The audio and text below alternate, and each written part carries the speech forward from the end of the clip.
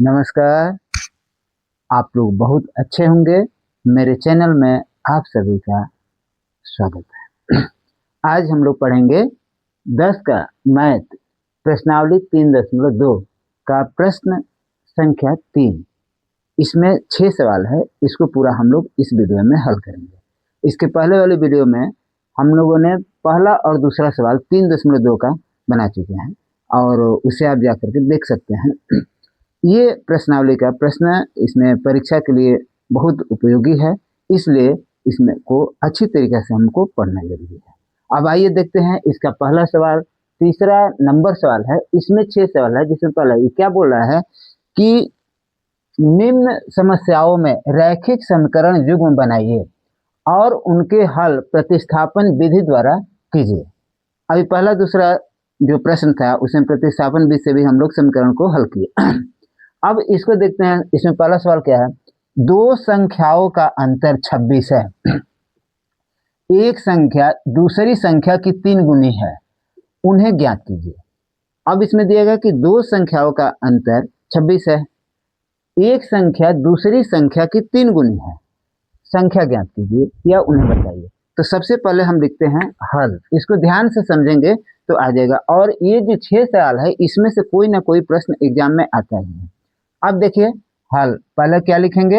हल। इसको हल करना है तो जो पूछ रहा है संख्या ज्ञात करनी है, तो जो भी चीज पूछेगा उसको हम मान लेंगे। तो दो संख्या है तो एक संख्या x और दूसरी संख्या y। तो लिखेंगे माना कि एक संख्या x है, एक संख्या या पहली संख्या भी लिख सकते हैं x है तथा दूसरी संख्या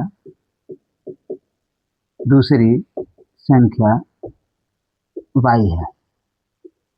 दो संख्या हमने मान लिया। अब इसमें क्या लिया गया है कि पहला जो शर्त है, दो शर्त हर क्वेश्चन में रहेगा। इसको पहले शर्त के अनुसार में ये क्या लिखा है? दो संख्याओं का अंतर 26 है। तो लिखेंगे आगे प्रथम शर्त के अनुसार। प्रथम शर्त के अनुसार, प्रथम शर्त के अनुसार क्या कर रहा है कि दो संख्याओं का अंतर 26 है। तो इसमें पहली संख्या और दूसरी संख्याओं में अंतर 26 है, तो यहाँ पर हो जाएगा x minus y equal to 26 यानी 26। ये समीकरण हमारा एक बन गया। प्रथम शर्त के अनुसार ये हुआ। अब देखेंगे दूसरा, एक संख्या दूसरी संख्या की 3 गुनी है। तो एक संख्या यानी पहली जो संख्या है दूसरी संख्या की 3 गुनी है। तो देखिए द्वितीय शर्त के अनुसार यहाँ पर यानी दूसरे शर्त के अनुसार या द्वितीय शर्त के अनुसार लिख सकते हैं। दूसरे शर्त के अनुसार क्या होगा? ये एक संख्या दूसरी संख्या की 3 गुनी है। तो संख्या पहली क्या है? x है, दूसरी संख्या है y है। ये 3 गुनी है पहली संख्या, यानी x जो है 3 गुना है। तो हम इसको बराबर करने के लिए y को यहाँ पर 3 गुना कर देंगे। ये 3 गुना है तो इसको 3 गुना कर देंगे, तो ये हमारा बन गया। तो इसको हम लिख सकते हैं कि x minus 3y equal to 0। ये हो गया समीकरण नंबर 2। तो इस प्रश्न में ये हमारे दो समीकरण बन गया। अब इसी को, इस रैखिक समीकरण युग्म है, इसको हम प्रतिस्थापन विधि से x और y का मान निकालेंगे। तो अब हम पहले ही जानते हैं कि कोई एक समीकरण ले लेते हैं, पहला लेंगे चाहे दूसरा लेंगे। तो पहला अगर लेते हैं तो समीकरण नंबर 1 से, समीकरण नंबर 1 से पहला समीकरण क्या है? x minus y equal to 26। तो यहाँ पर किसी एक का x का चाहे y के पद में मान लेंगे। तो x बराबर हो जाएगा 26, ये इधर y जाएगा तो प्लस y हो जाएगा। तो x equal to 26 plus y। अब x का मान ये समीकरण 1 से लिए हैं तो किसी अब दूसरे में रखेंगे। पीछे पे पढ़े हैं कि अगर जो समीकरण का मान लेंगे उसके दूसरे वाले में लेंगे। यहाँ पर x का मान रखेंगे तो यहाँ पर लिखेंगे x का मान समीकरण नंबर 2 में प्रतिस्थापित करने पर अब दो समीकरण में x का मान प्रतिस्थापित करने पर, तो दूसरा समीकरण क्या है, आइए यहाँ से देखते हैं आगे हम।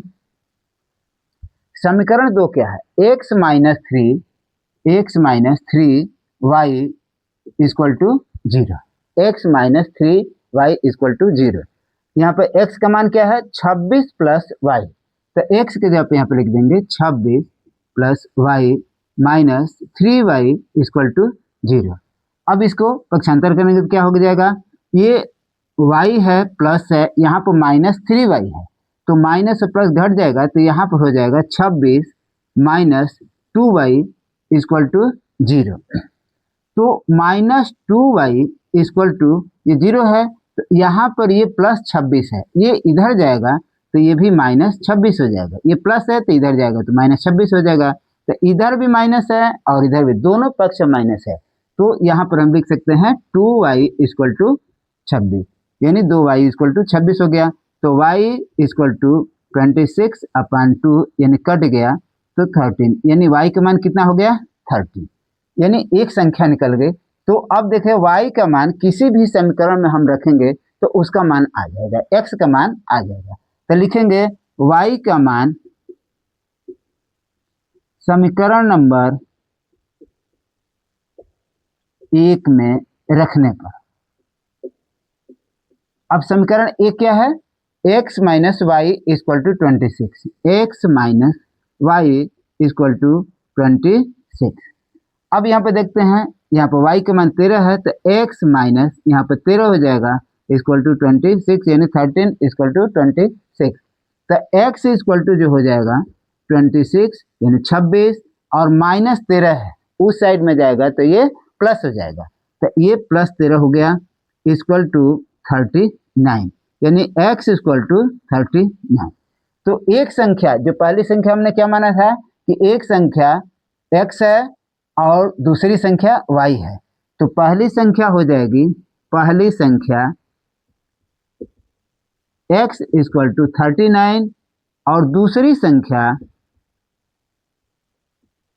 संख्या y इक्वल टू, यहाँ पे क्या हो जाएगा, y का मान कितना आया, 13। तो ये दोनों संख्या हमारी हो गई। तो इस तरीके का सवाल हम लोगों ने हल कर लिया और इसका आंसर ये है। अब आगे देखते हैं, आइए अब इसका दूसरा सवाल देखते हैं। दो समपूरक कोणों में बड़ा कोण छोटे कोण से 18 डिग्री अधिक है, उन्हें ज्ञात कीजिए। तो समपूरक कोण क्या होता है, ऐसा दो कोण जिनका दोनों का योग कितना होगा, 180 अंश होगा। इसमें भी समपूरक कोण की बात कर रहा है, इसलिए यहाँ पर दो कोण ऐसे होंगे जो दोनों का योग क्या होगा, 180 डिग्री होगा। अब देखते हैं, तो इसमें क्या लिखेंगे, पहले तो हल हो गया, माना कि दो कोण है, तो दो कोण में एक बड़ा है और एक छोटा है और दोनों का कोण 180 है, क्यों, क्योंकि ये समपूरक कोण है। तो माना कि बड़ा कोण x डिग्री तथा छोटा कोण y डिग्री है, हमने मान लिया। प्रथम शर्त के अनुसार, पहले शर्त के अनुसार क्या कर रहा है कि समपूरक कोण है, तो प्रथम शर्त के अनुसार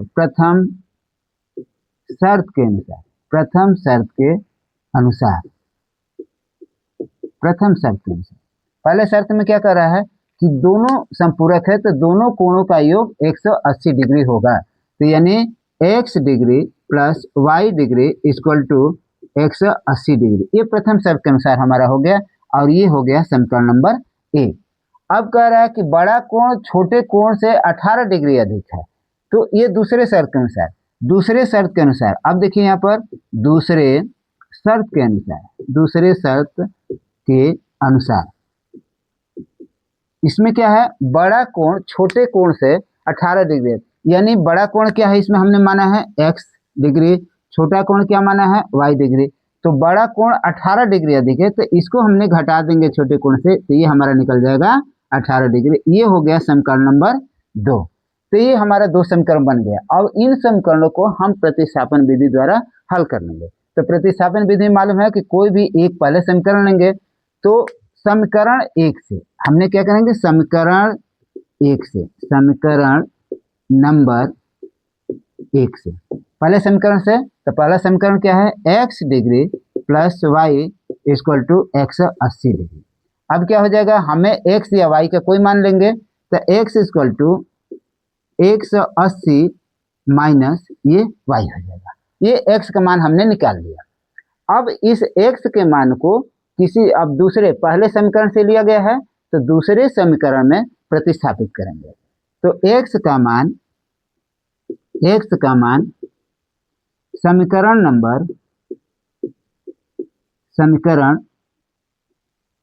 नंबर 2 में प्रतिस्थापित करने पर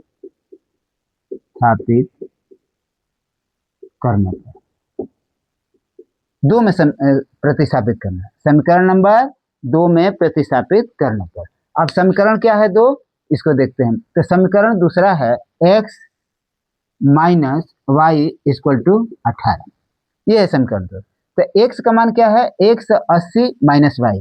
तो x के जगह पर लिखेंगे 180 माइनस वाई, और यहाँ पर ये माइनस वाई है, इक्वल टू 18 हो गया। अब यहाँ पर आगे देखते हैं इसको, तो 180 माइनस वाई, ये इधर का माइनस वाई हो गया, इक्वल टू 18। तो यहाँ पर क्या करेंगे, 180 ये माइनस 1y है, फिर माइनस यहाँ पे 1 है, तो माइनस 2y हो जाएगा। माइनस 2y इक्वल टू क्या हो जाएगा, ये 18। अब माइनस 2y इक्वल टू 18, अब ये इधर जाएगा प्लस है, तो माइनस ये 180 हो जाएगा। तो माइनस 2y इक्वल टू 162, ये होगा माइनस, क्योंकि ये माइनस अधिक है। इधर भी माइनस है, ये दोनों साइड में माइनस है, तो ये माइनस क्या हो जाएगा, हट जाएगा।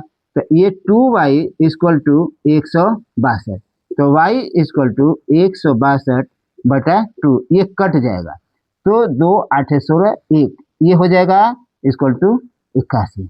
तो y का मान क्या हो गया, 81। अब इसका मान जो है समीकरण 1 या 2 किसी में रखा जाएगा, रखने पर तो लिखेंगे y का मान समीकरण नंबर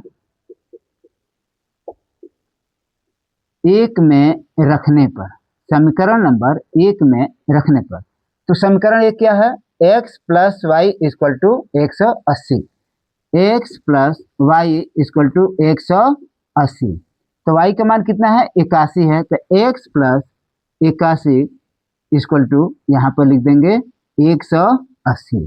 तो x इक्वल टू 180 माइनस इधर जाएगा, तो 81 इक्वल टू क्या हो जाएगा, ये हो जाएगा 99। x का मान क्या हो जाएगा, 99। तो अब हम कह सकते हैं कि बड़ा कोण क्या होगा इसमें, अतः क्या हो जाएगा, बड़ा कोण x degree equal to 99 degree हो गया। छोटा कोण y degree equal to, y का मान कितना है, 81, यानी 81 डिग्री होगा। हम दोनों को जोड़ेंगे, ये संपूरक कोण हो गया एक दूसरे का, क्योंकि 99 और 81 दोनों को जब जोड़ेंगे तो इसका मान क्या हो जाएगा, 180। इस तरीके का सवाल ये भी आपका हो गया। अब आगे का देखते हैं। हाँ, अब आइए इसका तीसरा सवाल देखते हैं। एक क्रिकेट टीम के कोच ने 7 बल्ले 6 गेंद ₹3800 में खरीदी। बाद में उसने 3 बल्ले तथा 5 गेंदें 1750 में खरीदी। प्रत्येक बल्ले तथा प्रत्येक गेंद का मूल्य ज्ञात कीजिए, यानी एक बल्ले और एक गेंद का मूल्य निकालना है इसमें। तो उसी तरीके से हल लिखेंगे। हल, माना कि एक गेंद, एक बल्ले है पहले, तो बल्ले लिखेंगे, एक बल्ले का मूल्य ₹x तथा एक गेंद का मूल्य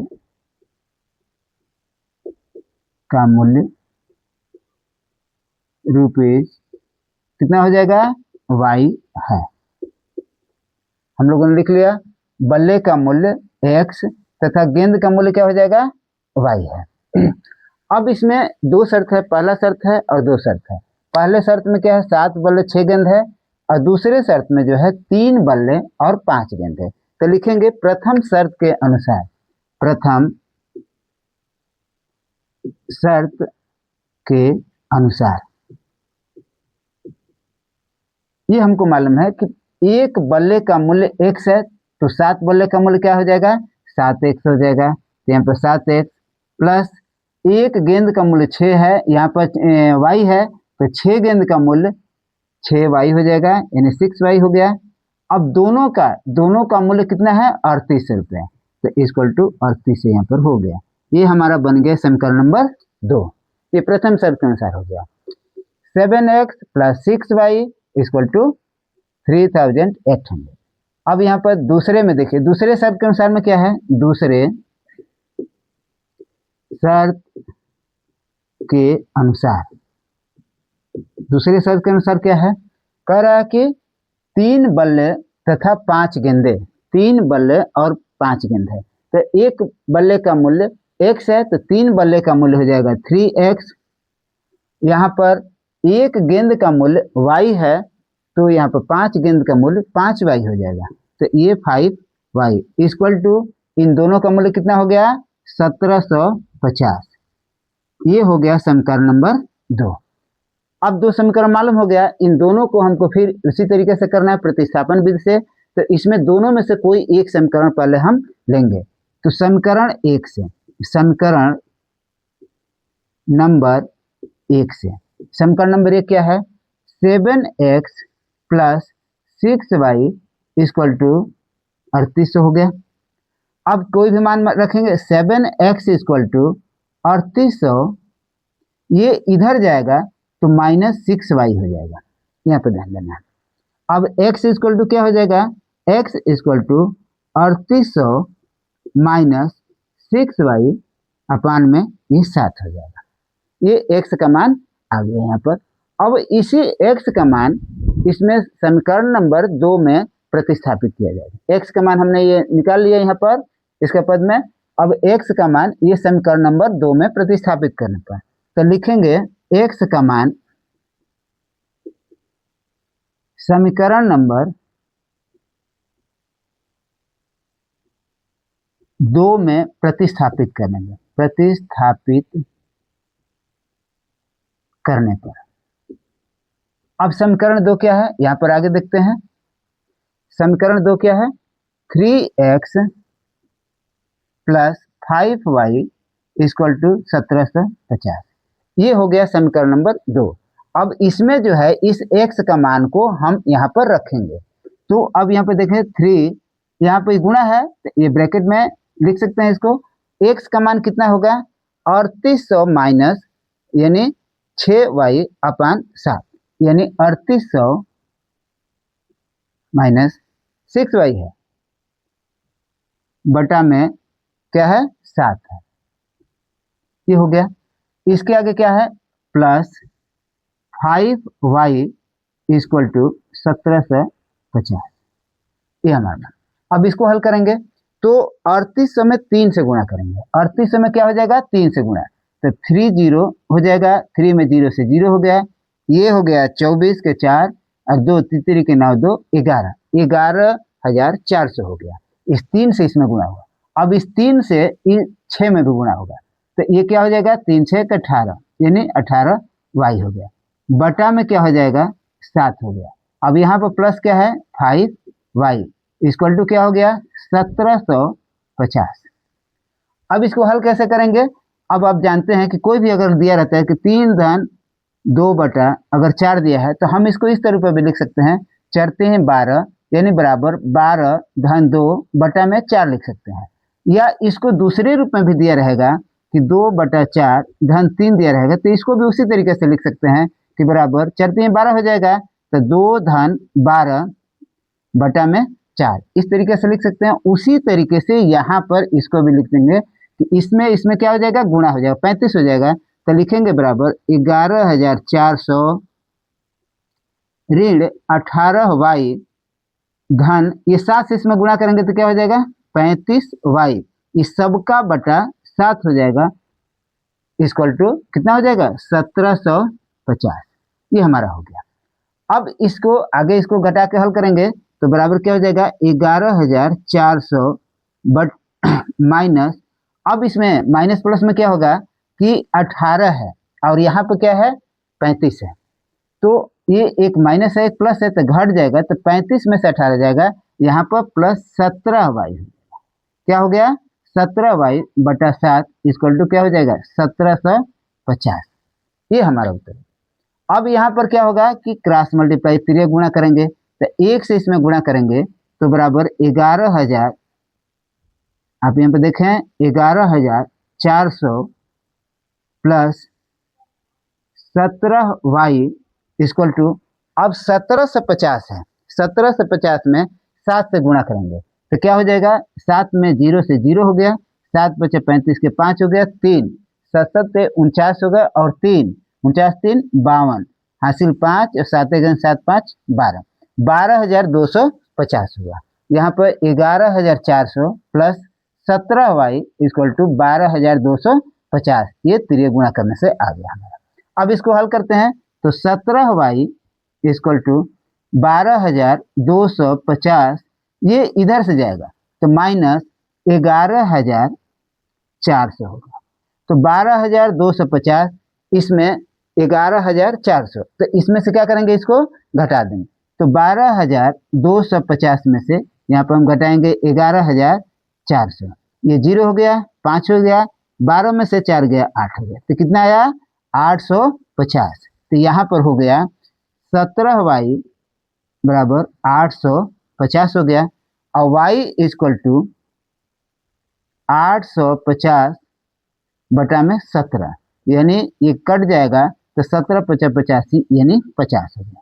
तो हमारा y का मान यहाँ पर निकल गया, y का मान कितना आया 50। अब इस y का मान समीकरण नंबर 1 में या 2 में किसी में हम रखेंगे, तो y का मान समीकरण नंबर 1 में रखने पर y का मान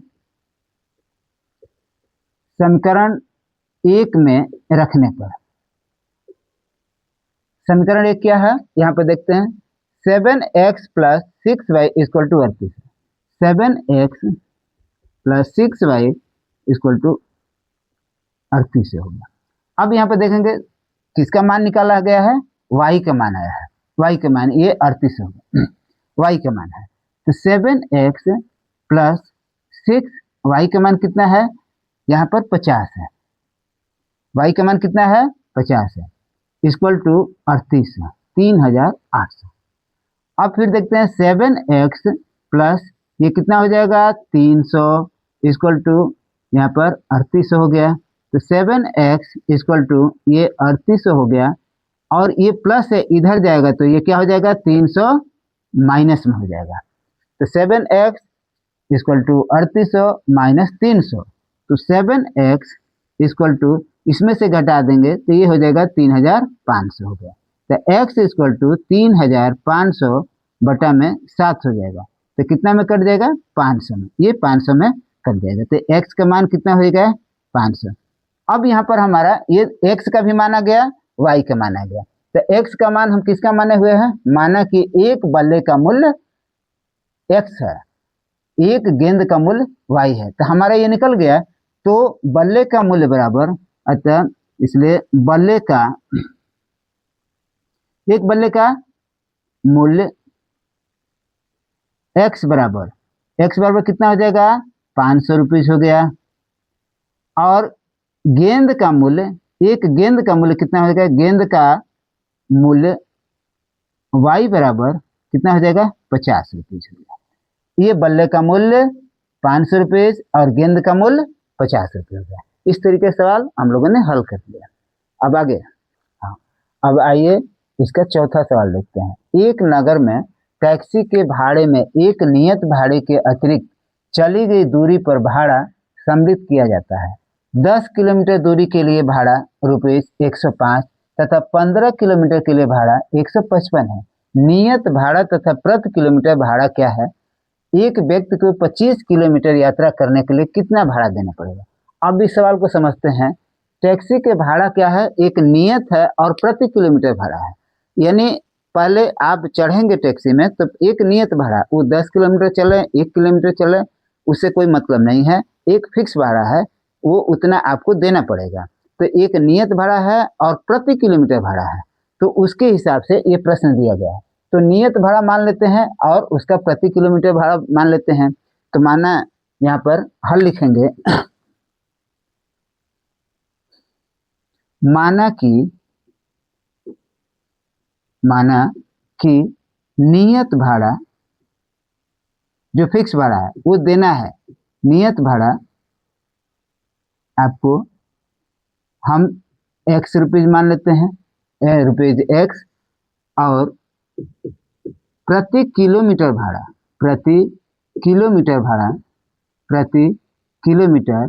भाड़ा यानी जितना किलोमीटर चलेंगे उतना भाड़ा आपको उस हिसाब से देना पड़ेगा। प्रति किलोमीटर भाड़ा रुपीज वाई है। 1 किलोमीटर का भाड़ा यानी प्रति किलोमीटर का भाड़ा वाई और नियत भाड़ा एक्स देना पड़ेगा। अब जैसे कि 1 किलोमीटर अगर चला गया तो 1 किलोमीटर का भाड़ा वाई है और ये एक्स जो है ये नियत भाड़ा है, वो आपको देते हैं एक्स प्लस वाई हो जाएगा। इतना रुपीज आपको 1 किलोमीटर के लिए देना पड़ेगा। अब यहाँ पर क्या कर रहा है, प्रथम शर्त के अनुसार लिखेंगे, प्रथम शर्त के अनुसार क्या है, कह रहा है कि कितना चला हुआ है कि पहले 10 किलोमीटर के लिए भाड़ा 105 रुपया है। 10 किलोमीटर के लिए भाड़ा, तो यहाँ पर नियत भाड़ा तो वही रहेगा, एक्स ही रहेगा, और 10 किलोमीटर 1 किलोमीटर का भाड़ा वाई है, तो 10 किलोमीटर का भाड़ा कितना हो जाएगा, 10 वाई हो जाएगा, और नियत भाड़ा एक्स है। तो प्रथम शर्त के अनुसार जो नियत भाड़ा एक्स हो गया और 10 किलोमीटर चला है, 10 किलोमीटर दूरी, तो 1 किलोमीटर का हमने माना है वाई, तो 10 किलोमीटर का क्या हो जाएगा, 10 वाई। तो x plus 10 y equal to, दोनों का जोड़ने पर ये पूरा भाड़ा कितना हो रहा है, 105। तो ये हमारा समीकरण नंबर हो गया 1। ये प्रथम शर्त के अनुसार में ये हमारा बन गया। उसी तरीके से दूसरे शर्त में क्या कर रहा है कि 15 किलोमीटर चला हुआ है। अब 15 किलोमीटर के लिए भाड़ा कितना है, 155 है। तो दूसरे शर्त के अनुसार लिखेंगे, दूसरे शर्त के अनुसार।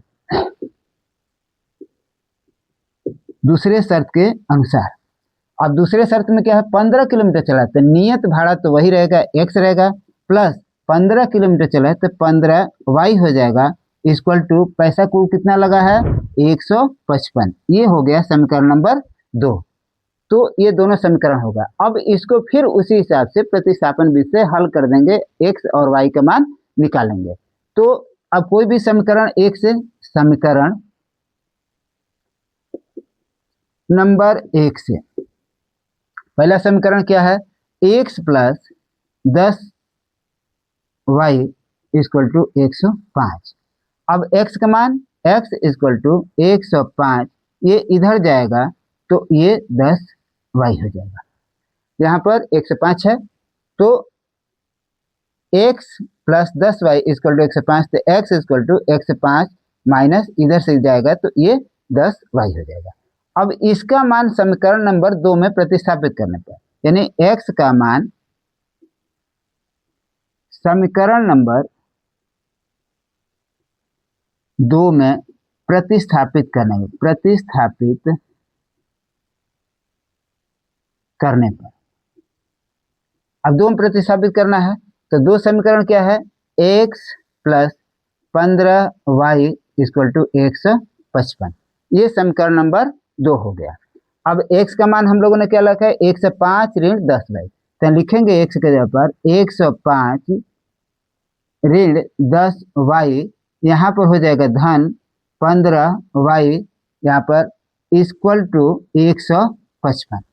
अब इसको आगे हम देखते हैं, इसको हल करेंगे तो 105 यहाँ पर ऋण 10 वाई है, धन, तो यहाँ पर क्या हो जाएगा, धन 5 वाई, यहाँ पर धन क्या हो जाएगा 5 वाई इक्वल टू 155। अब आगे देखते हैं इसको, अब 5 वाई इक्वल टू 155।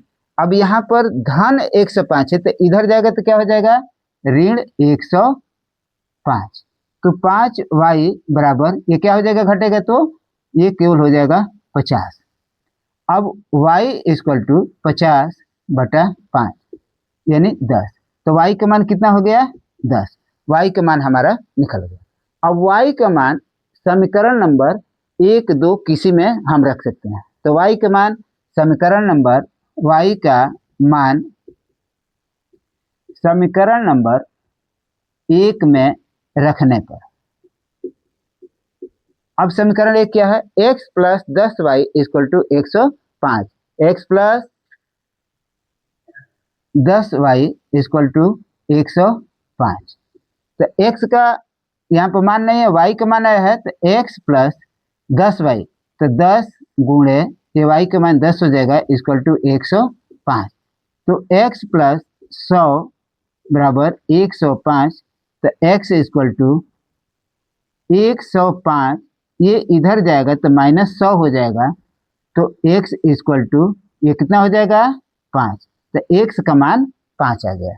अब यहाँ पर हमारा x का मान 5 है, तो हमने क्या माना है कि नियत भाड़ा ₹x है और प्रति किलोमीटर भाड़ा y है।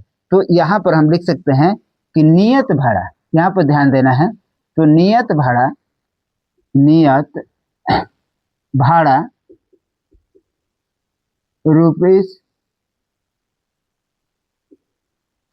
₹x इक्वल टू कितना हो जाएगा 5, यानी 5 रुपया हो जाएगा। प्रति किलोमीटर भाड़ा y है ₹y इक्वल टू, इसका मान कितना है रुपीस, यहाँ पर हमने y का मान कितना है 10, तो नियत भाड़ा 5 रुपये हो जाएगा और प्रति किलोमीटर भाड़ा 10 हो जाएगा। ये हमारा निकला। अब नीचे इसी में दे रहा है कि एक व्यक्ति जो है 25 किलोमीटर यात्रा करने के लिए कितना भाड़ा देना पड़ेगा, तो 25 किलोमीटर जाता है, तो 25 किलोमीटर के लिए क्या बनेगा कि यहाँ पर लिखेंगे 25 किलोमीटर दूरी के लिए भाड़ा कितना होगा, तो x तो लगेगा ही, प्लस 25 किलोमीटर है तो 1 किलोमीटर का हमने माना y, तो 25 किलोमीटर के लिए क्या हो जाएगा 25y इक्वल टू x का मान कितना, नियत भाड़ा हम लोगों ने क्या निकाल लिया 5, धन 25 के लिए 25 गुणे y का मान कितना हो गया 10, तो बराबर हो जाएगा 5 धन ये कितना हो जाएगा 250, यानी 250 बराबर हो जाएगा 255। इसका मतलब कि हमारा जो भाड़ा हो जाएगा यहाँ पर 255 हो गया, यानी 25 किलोमीटर जाने के लिए कितना रुपया देना पड़ेगा, ये 255 बराबर 255 रुपये, इतना रुपया हमें भाड़ा लगाना पड़ेगा। तो दोनों का आंसर हमारा आ गया, 3 इसमें आंसर हो गया, एक नियत भाड़ा ये हो गया और प्रति किलोमीटर भाड़ा ये हो गया। 25 किलोमीटर जाने के लिए ये भाड़ा जो है 255 देना पड़ेगा। ये हमारा चौथा सवाल हुआ। अब आगे देखते हैं, आइए देखते हैं 5वां सवाल। यदि किसी भिन्न के अंश और हर दोनों में 2 जोड़ दिया जाए, भिन्न के अंश में भी और हर में दोनों में 2 जोड़ दिया जाए, तो वह 9/11 हो जाती है। यदि अंश तथा हर में 3 जोड़ दिया जाए तो वह भिन्न 5/6 हो जाती है। वह भिन्न ज्ञात करना है। अंश और हर में 2 जोड़ेंगे तो 9/11 हो जाएगा, और अंश और हर में 3 जोड़ दिया जाए तो वो 5/6 हो जाती है। वह भिन्न ज्ञात करना है। तो यहाँ पर फिर लिखेंगे उसी तरीके से हल। अब अंश और हर है तो अंश और हर मान लेंगे। माना कि भिन्न का अंश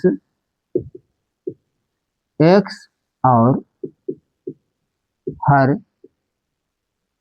y है, अतः भिन्न बराबर भिन्न क्या हो जाएगा x/y, ये हमारा भिन्न हो जाएगा। अब प्रथम शर्त में क्या कह रहा है कि अंश और हर दोनों में 2 जोड़ दिया जाए, तो हम इसके अंश और हर में दोनों में जोड़ देते हैं। तो लिखेंगे प्रथम शर्त के अनुसार, प्रथम शर्त के अनुसार, प्रथम शर्त के अनुसार, प्रथम शर्त में क्या है, अंश और हर में दोनों में जोड़ दिया, तो ये भिन्न का अंश हो गया, इसमें 2 जोड़ देते हैं और इसके हर में भी 2 जोड़ देते हैं, तो बराबर क्या हो जाएगा, कह रहा है कि 9/11 हो जाता है, 9/11 हो जाएगा। अब इसको हल करेंगे तो 11 में इसे गुणा करेंगे तो 11x हो जाएगा, प्लस 11 में 2 से गुणा करेंगे तो 11 दूनी 22 हो गया, इक्वल टू 9 में y से करेंगे तो 9y हो जाएगा, और 9 में प्लस 2 से गुणा करेंगे तो 9 दूनी 18 हो जाएगा। इसको हम हल कर लेंगे तो 11x यहाँ पर हो गया, इसको इधर लाएंगे तो -9y हो जाएगा, इक्वल टू 18 है और इधर जाएगा तो ये माइनस हो गया तो -22 हो जाएगा। अब घटा देंगे 11x माइनस 9y हो गया, इक्वल टू 18 में से ये -22 जाएगा तो यहाँ पर हो जाएगा -4। ये हो गया समीकरण नंबर 1। यहाँ पर हमारा समीकरण नंबर 1 बन गया। अब दूसरे शर्त में क्या कह रहा है, दूसरे शर्त के अनुसार कह रहा है कि उसके अंश और हर में क्या 3 जोड़ दिया जाए। दूसरे शर्त के अनुसार, दूसरे शर्त के अनुसार, शर्त के अनुसार क्या कह रहा है कि इसके अंश और हर में, इसके अंश और हर में तो x प्लस 3 और y प्लस 3 इक्वल टू क्या हो जाएगा, यहाँ पर 5/6, दोनों में जोड़ देने के बाद में 5/6 हो जाएगा। अब देखते हैं यहाँ पर, अब ये इसी तरीके से होता है, तिर्यक गुणा कर देंगे तो बराबर हो जाएगा 6x प्लस ये 18 हो जाएगा, और यहाँ पर 5/6 है तो 5 से इसमें गुणा करेंगे तो 5y प्लस 15 हो जाएगा। अब आगे इसको देखते हैं, 6x plus 18 equal to 5y plus 15, यहाँ पर हो गया तो 6x यहाँ पर 5y है तो इधर आएगा तो ये माइनस 5y इक्वल टू, इसके बाद में 15 है तो ये इधर 18 इस साइड में जाएगा तो -18 हो जाएगा, यहाँ पर बन जाएगा तो 6x minus 5y equal to ये -3। ये समीकरण नंबर 2, ये 2 समीकरण हमारा बन गया। अब इसे किसी भी एक समीकरण से लेंगे तो समीकरण नंबर 1 से, समीकरण नंबर 1 से, तो समीकरण 1 हमारा क्या बना है, 11x minus 9y equal to -4, तो 11x minus 9y equal to -4, 4, तो 11x इक्वल टू -4, ये इधर जाएगा तो प्लस 9y हो जाएगा, तो x equal to -4 plus 9y upon 11, ये हमारा x का मान यहाँ पर आ गया, वैल्यू आ गया, x का पद में आ गया। अब यहाँ पर देखते हैं x का मान समीकरण नंबर 2 में प्रतिस्थापित करने का, प्रतिस्थापित करने पर प्रतिस्थापित करने पर 2 में प्रतिस्थापित, 2 समीकरण क्या है हमारा, दूसरा समीकरण क्या हम लोग बनाए हैं, 6x minus 5y equal to -3, तो 6x minus 5y equal to -3, ये हो गया समीकरण नंबर 2 में। इसका अब इसमें x का मान रखेंगे तो 6 इंटू यहाँ पर क्या हो जाएगा ब्रैकेट में -4 प्लस 9y अपान 11, ये हो गया। अब यहाँ पर -5y इक्वल टू -3, ये हमारा बन गया। यहाँ पर x का मान हमने रख दिया -4 प्लस 9y अपान 11, और 6 से इसमें मल्टीप्लाई हो जाएगा। अब यहाँ पर क्या हो जाएगा, ये माइनस समीकरण नंबर 2 में रख रहे हैं तो -3 है। अब ये इसमें गुणा करेंगे तो बराबर हो जाएगा -24 प्लस ये 6 से 9 में गुणा करेंगे तो 6 9 कितना हो जाएगा, 6 9 14, y बटा 11 माइनस 5y इक्वल टू -3, ये कंडीशन होगा। अब यहाँ पे क्या करेंगे, इसमें गुणा कर देंगे, सबके बटा में 11 हो जाएगा, तो यहाँ पर हम लिख सकते हैं बराबर -24 प्लस 54y, ये 11 से गुणा करेंगे तो माइनस क्या हो जाएगा 55y बटा में सबके बटा में हो जाएगा 11 इक्वल टू -3।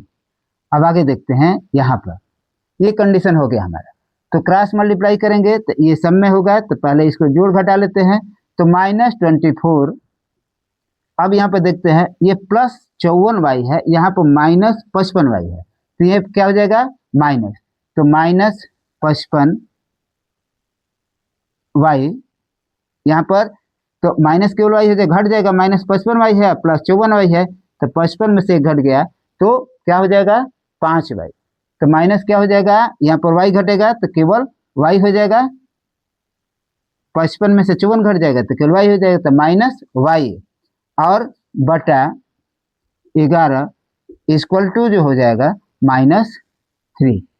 अब इसे करेंगे क्लास में, तो यहाँ पर हो जाएगा -24, एक से करेंगे तो -y इक्वल टू, इससे करेंगे तो -33 हो गया, ये क्रॉस मल्टीप्लाई हो गया।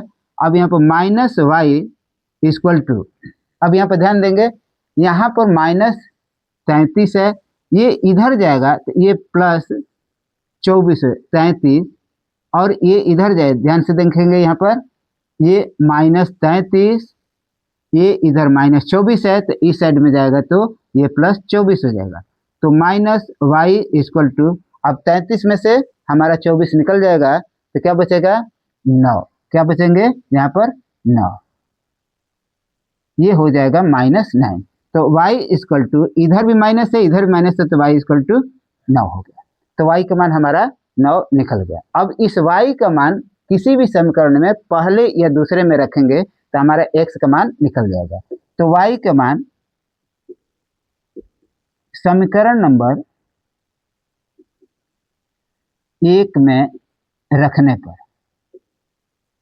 समीकरण 1 क्या है हमारा, यहाँ पर दिया गया समीकरण 11x - 9y इक्वल टू -4, तो 11x - 9y इक्वल टू -4, यहाँ पर देखेंगे तो 11x माइनस y का मान है 9, तो 9 × 9 इक्वल टू -4, तो 11x माइनस 9 में 9 से गुणा होगा तो 99 हो जाएगा, तो 99 इक्वल टू -4, तो 11x इक्वल टू, यहाँ पर माइनस है तो यहाँ पर इक्वल टू इधर इक्वल टू -4, अब यहाँ पर क्या हो जाएगा -4 है, ये इधर जाएगा तो इस साइड में, तो ये क्या हो जाएगा सीधे यहाँ पर ये प्लस हो जाएगा, +99, अब यहाँ से घट जाएगा तो 11x इक्वल टू, अब यहाँ पर रुकेंगे, यहाँ पर हम लोग सॉरी यहाँ पर गलती हुआ, 81 के 99 हम लोग लिख दिया था, यहाँ पर 81 यानी 81 हो जाएगा यहाँ पर। अब यहाँ पर -4 है और यहाँ पर ये इधर जाएगा तो प्लस, ये 81 हो जाएगा, 81 हो जाएगा।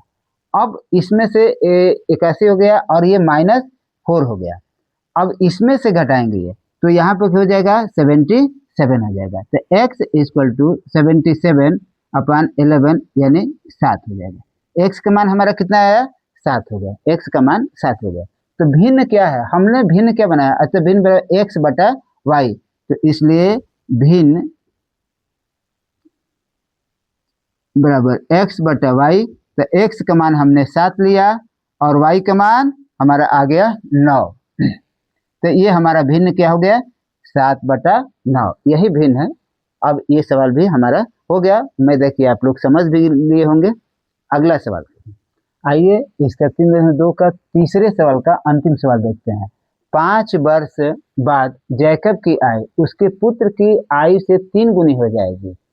5 वर्ष पूर्व जैकब की आय उसके पुत्र की आय की 7 गुनी थी, उनकी वर्तमान आयु बताइए। जैकब और उसका पुत्र है, इन दोनों की आय के लिए क्या कर रहा है कि जैकब की आय उसके पुत्र की आय 3 गुनी हो जाएगी, कब 5 वर्ष बाद। तो इस तरीके का प्रश्न में जब आयु को निकालना होगा, वर्ष बाद है तो उसके आयु में जोड़ते हैं और पहले के लिए घटा देते हैं। अब इसकी वर्तमान आयु पूछ रहा है तो हम वर्तमान आयु मान लेंगे, तो माना कि जैकब की पुत्र की वर्तमान आयु हाल पहले लिखेंगे। अब जैकब और उसके पुत्र है तो इनके आयु को हम मान लेंगे, तो माना कि जैकब की पुत्र है और जैकब की आयु है, तो जैकब के पुत्र की आयु, वर्तमान आयु लेंगे क्योंकि वर्तमान आयु पूछ रहा है, वर्तमान आयु x वर्ष तथा जैकब की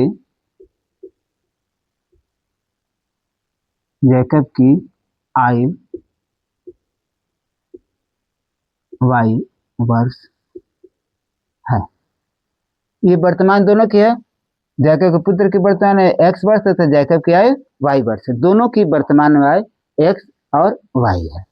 अब पहला में क्या कर रहा है, 5 वर्ष बाद, पहले तो लिखेंगे 5 वर्ष बाद, तो 5 वर्ष बाद ये दोनों की आयु कितनी होगी उसको हम समझेंगे। 5 वर्ष बाद, 5 वर्ष बाद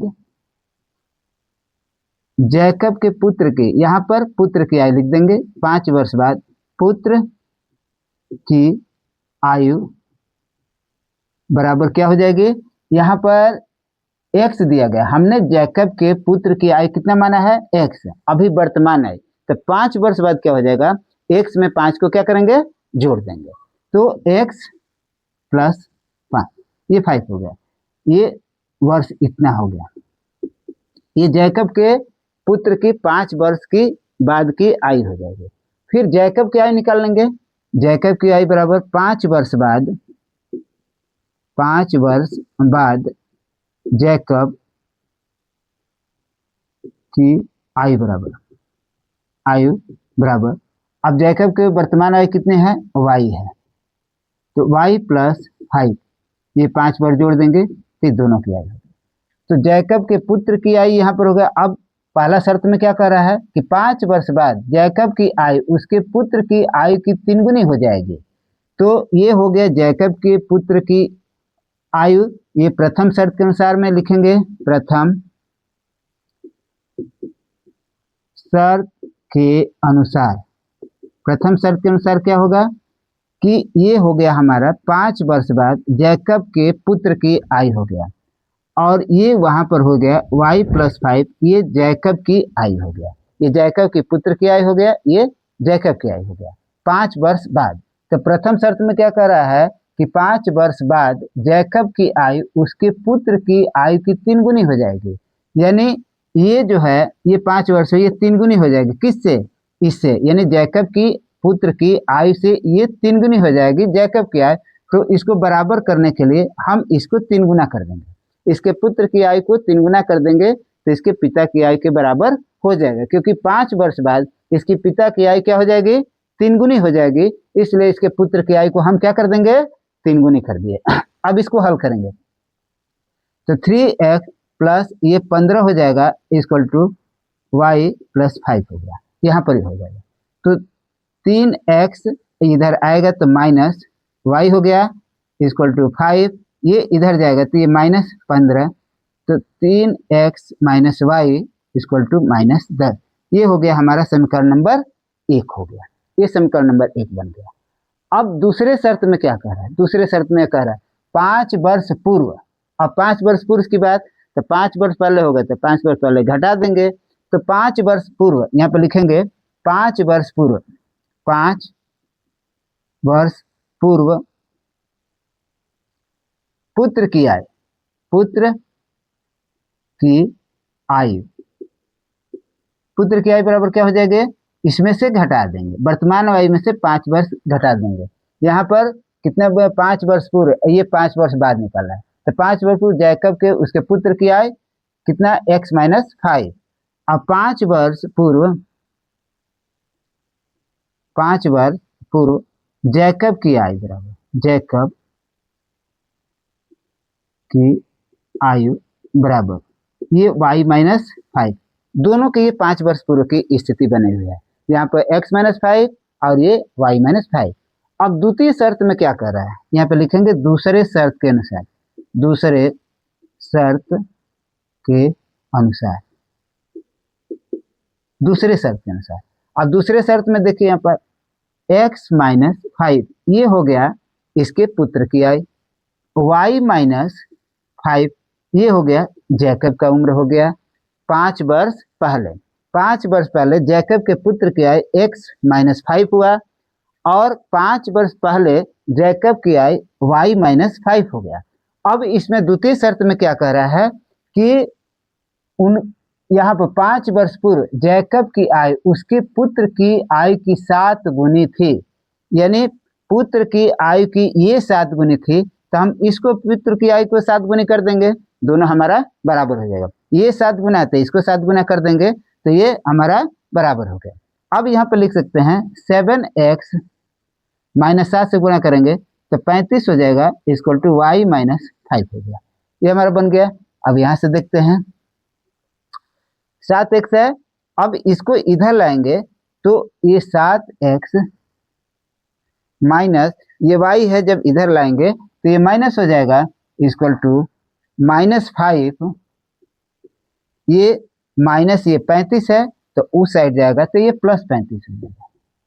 तो क्या हो जाएगा 7x minus y equal to ये घट जाएगा तो ये 30 हो गया। ये समीकरण नंबर 2। तो ये समीकरण नंबर 1 और समीकरण नंबर 2 हमारा इससे बन गया। अब ये समीकरण बन गया तो अब इसको ठीक फिर प्रतिस्थापन विधि द्वारा इसको x और y का मान निकाल लेंगे। तब लिखेंगे समीकरण नंबर 1 से। इसमें भी हमने देखा किसी न किसी एक समीकरण को लेकर हल करते हैं, समीकरण नंबर 1 से। तो समीकरण 1 क्या है, 3x minus y equal to -10, ये हो गया समीकरण नंबर 1।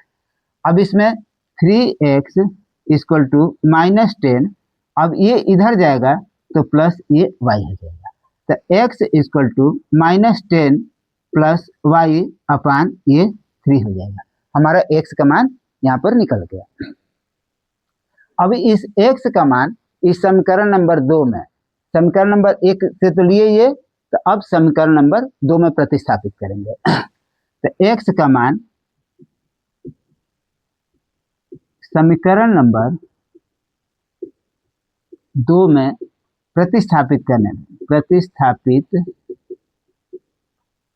करने पर अब दो क्या है, दो समीकरण लिखते हैं, 7x minus y equal to 30, यहाँ पर हो गया। अब x का मान इसमें हम रखेंगे तो देखेंगे यहाँ पर 7 x का मान हो जाएगा, तो x का मान क्या है, -10 प्लस वाई बटा में 3, ये हो गया। यहाँ पर x के जगह पर ये लिख दिया गया। अब माइनस वाई इक्वल टू 30 हो गया। अब इसे इसमें गुणा कर देंगे तो ये बराबर हो जाएगा -70 प्लस ये 7 से इसमें गुणा करेंगे तो 7y बटा में 3 माइनस वाई इक्वल टू ये 30 हो गया। ये स्थिति बन गया। तो फिर ये इसमें गुणा कर देंगे, सबके बटा में 3 हो जाएगा और ये हो जाएगा, तो -70 प्लस 7y 3 से इसमें गुणा करेंगे तो -3y बटा में 3 इक्वल टू 30 हो गया। अब इसको यहाँ पर हल करते हैं आगे इसी को। अब देखिए +7y है, यहाँ पर 3y हो गया, यहाँ पर -70 है, तो यहाँ पर लिखते हैं -70 प्लस ये 7y और -3y घट जाएगा तो यहाँ पर क्या हो जाएगा 4y बटा में यहाँ पर क्या हो गया 3 हो गया, इक्वल टू यहाँ पर आएगा 30। ये स्थिति बना। अब इस तरीके का तिर्यक गुणा कर देते हैं, तो तिर्यक गुणा करेंगे तो -70 प्लस 4y इक्वल टू गुणा करेंगे तो ये 90 हो गया। अब यहाँ पर 4y इक्वल टू 90, अब ये इधर जाएगा तो ये प्लस क्या हो जाएगा 70 हो जाएगा, तो 4y इक्वल टू ये 160 हो जाएगा, तो y इक्वल टू 160 बटा 4, ये हो जाएगा 40। y का मान क्या आ जाएगा 40 हो गया, तो 1 का मान 40 आ गया। अब y का मान हम किसी समीकरण में 1 या 2 किसी में रखेंगे तो हमारा x का मान निकल जाएगा। तो y का मान यहाँ पर y का मान समीकरण नंबर 1 में रखने पर तो एक समीकरण हमारा क्या है, समीकरण नंबर 1 है 3x minus y equal to -10, 3x minus y equal to -10 हो गया। तो अब 3x, वाई का मान कितना है 40 है, तो 3x माइनस 40, वाई की जगह पर हम क्या लिख देंगे 40 हो गया, 40 इक्वल टू -10। तो 3x अब यहाँ पर इक्वल टू ये -10 है, ये -40 इधर जाएगा तो ये +40 हो जाएगा, तो 3x इक्वल टू ये 30 हो जाएगा, x इक्वल टू 30/3, यानी हो गया कट गया 10 बार में, यानी बराबर 10। तो x का मान कितना हो गया 10। तो अब यहाँ पर x का मान हम किसका माने हुए हैं, जैकब के पुत्र की वर्तमान आयु x है, तो x का मान हो गया 10, और जैकब की आयु y माने हुए हैं, तो उनका y का मान कितना हो गया 40। तो यहाँ पर लिख सकते हैं कि पुत्र की आयु x इक्वल टू 10 वर्ष, जैकब की आयु y इक्वल टू 40 वर्ष, यानी 40। ये दोनों का उत्तर हो गया, ये हमारा आंसर हो गया। तो हमारा ये प्रश्नावली 3.2 का प्रश्न संख्या 3 का, जिसमें 6 सवाल है, ये बहुत महत्वपूर्ण सवाल है।